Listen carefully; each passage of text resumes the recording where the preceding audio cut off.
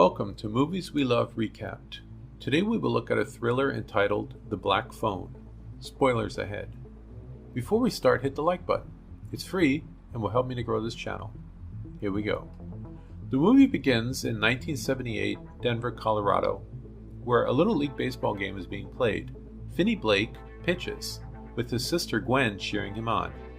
Finney throws 2 strikes, but on the 3rd pitch, the opposing team's player Bruce hits it out of the park, scoring the winning run. Later, Bruce is seen riding his bike around town. He runs across a black van and disappears. Finney and Gwen live with her father, an abusive alcoholic who is still grieving the loss of his wife, the children's mother, who committed suicide. The siblings are then shown walking to school when they witness the school bully, Moose, harassing another smaller student named Robin. To everyone's shock, Robin is a trained fighter and dominates Moose, beating his face to a pulp. Later, at school, 2 detectives come to speak to Gwen in the principal's office.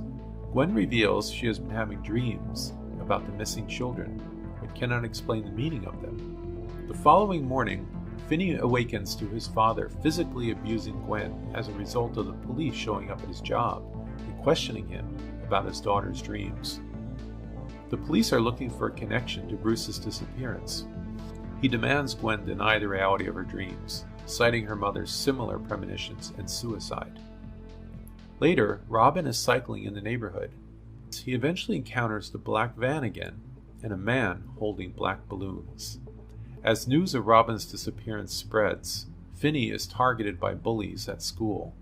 Gwen protects him by hitting one bully with a rock, but she is kicked in the face, and the other 2 continue to beat Finney. Next we see Finney separate from Gwen on their walk home from school, and he unfortunately comes across the same black van with a man holding black balloons. Pretending to be a man dropping groceries, he tells Finney he is a part-time magician and offers to perform a trick. The grabber then assaults Finney, spraying a chemical in his mouth to render him unconscious before throwing him into the back of the van. Finney is taken prisoner by the grabber and held in the basement with only one window and no way for anyone to hear him if he screams. The grabber taunts him, but assures him he is special. On the wall is a disconnected black phone that the grabber claims to have heard ringing before. Later, the disconnected phone eerily rings, and Finney answers it, hearing the voice of Bruce, who does not remember his own name or past.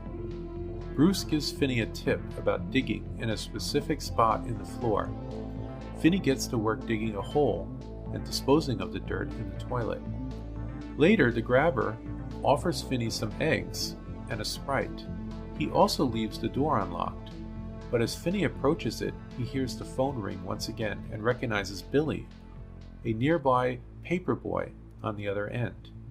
The ghost, whose face the grabber slashed, emerges next to him as he speaks. Billy informs Finney that the grabber will be waiting for him upstairs and that the unlocked door is a trap. Billy tells Finney about a cable he hid in a crack under the wall. Finney retrieves the cable and tries to use it to climb out through the window, but his weight causes the bars to pull off, leaving him with no way to get back up. Meanwhile, detectives investigate to find the missing kids. They speak to a neighborhood man named Max, who is conducting his own investigation. Max tells the detectives that he is staying with his brother for the time being. The grabber questions Finney about his name, and when he lies, he is shown a newspaper article about his disappearance. The grabber leaves and the phone rings again. Finney speaks to a boy named Griffin. Griffin's ghost appears beside Finney and tells him about a lock combination that he had written down. This is part of a game the grabber likes to play with his victims called Naughty Boy. Finney finds the numbers, but Griffin cannot remember the exact combination. While waiting, the grabber falls asleep.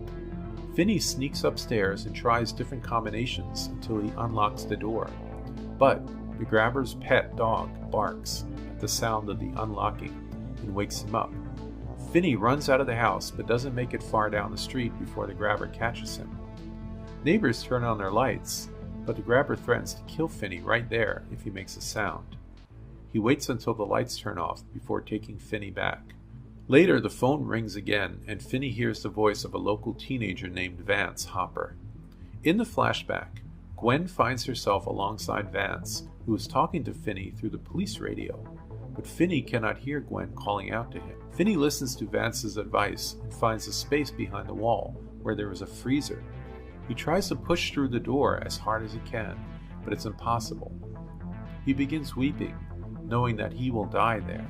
The phone rings one more time. It's Robin, and he remembers both Finney and his own life. He tells Finney that now is the time that he really needs to stand up for himself. Robin tells Finney to practice using the phone as a weapon and to fill the receiver with dirt to add some weight to it. Gwen, Finney's sister, is having vivid dreams about the location of her brother.